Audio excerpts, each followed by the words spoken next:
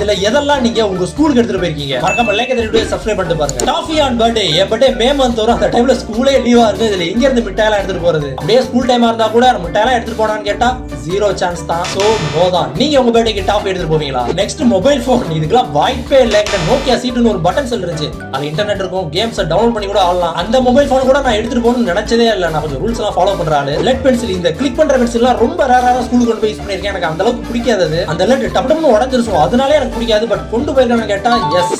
Cycle நான் கொண்டு போனதே இல்லங்க. வீட்ல இருந்து பக்கத்துல ஸ்கூல் இருக்கு. 5 நிமிஷம் 10 நிமிஷம் தான் ஆகும் நடந்து போனாலே. சோ நான் சைக்கிள்லாம் எடுத்துட்டு போனதே இல்ல. அது இல்லாம சைக்கிள் நான் பெருசா யூஸ் பண்ணதே இல்ல. ஏதோ 8th 9th படிக்கும்போது மட்டும் யூஸ் பண்ணிருக்கேன். அதுக்கு முன்னாடி யூஸ் பண்ணல, அதுக்கு அப்புறம் யூஸ் பண்ணது இல்ல.